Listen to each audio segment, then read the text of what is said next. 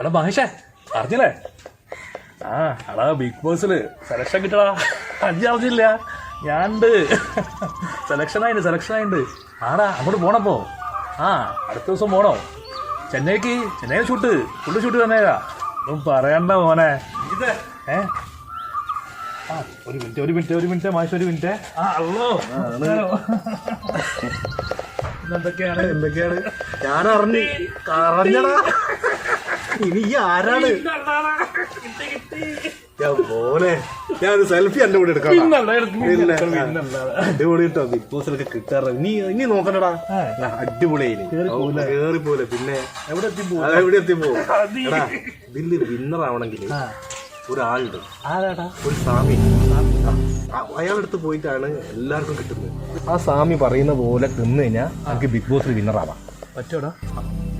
എടാ സ്വാമി പറഞ്ഞ ഓക്കേടാ. എന്നാ പിന്നെ പോടാ.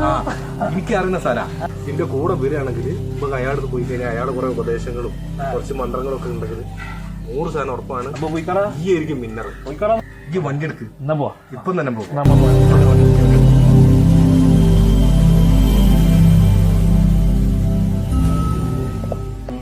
അതിരാവിലെ തന്നെ കുളിച്ച് സുന്ദരിയായ രമണിയെ കണ്ടപ്പോൾ അടുത്ത വീട് കൃഷ്ണകാന്തൻ എന്ന കുട്ടിക്ക് ചെറിയൊരു അതെ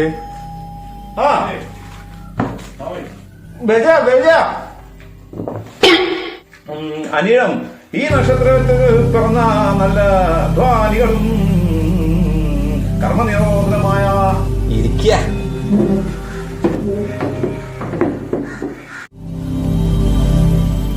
എന്താ വന്ന കാര്യം പറയാ സ്വാമി? ആ ഇവന് ബിഗ് ബോസിലേക്ക് സെലക്ഷൻ കിട്ടി. വീണ്ടൊക്കെ അപ്പൊ വിന്നർ ആവണമെങ്കിൽ ഞാൻ പറഞ്ഞു സ്വാമി വന്ന് കണ്ടാ മതി. സീസൺ 1 മുതൽ 6 വരെ വിന്നർ ആയവരൊക്കെ ഇവിടെ വന്ന് അനുഗ്രഹവും അതുപോലെ തന്നെ ഉപദേശവും നേടിയിട്ടാ പോയേ. ഞാൻ പറഞ്ഞു സ്വാമി. എനിക്കറിയാലോ സ്വാമിയെ, അങ്ങനെ കൂട്ടി വന്നതാണ്. അപ്പൊ സ്വാമി അതിന്റെ കാര്യങ്ങളൊക്കെ ഒന്ന് പറഞ്ഞു കൊടുക്കണം. എന്താ പേര്? Ranjith. Big boss season 7 Ranjith നാളെയല്ലേ തുടങ്ങണേ? അതെ. ഇന്നല്ലേ പോണേ? അതെ. എങ്കിൽ ഒരു ദിവസം യാത്രയ്ക്കുണ്ട്. ആ യാത്രയിൽ ഈ പുസ്തകം അങ്ങോട്ട് കൂടെ കൂട്ടുക, കുത്തി എന്ന് ഇയാളോട് പഠിക്കാൻ പറയുക. സ്വാമി PSC എക്സാം അല്ല, ബിഗ് ബോസ് അല്ലേ? അതാ പറഞ്ഞേ, തീർച്ചയായിട്ടും നിർബന്ധമായിട്ട് പഠിക്കുക. ഇത് എന്ത് പുസ്തകം സ്വാമി? ഇതാണ് 101 പച്ചത്തെറികൾ. ആ ഇതില്ലാതെ അവിടെ പോയിട്ട് ഒരു കാര്യമില്ല. ഇതിലും വലിയ പുളിച്ച തെറികൾ വേണമെങ്കിൽ എന്റെ ഒരു ഗുരുനാഥയുണ്ട്. ആരാത്? കുന്നുമ്മൽ ശാന്ത.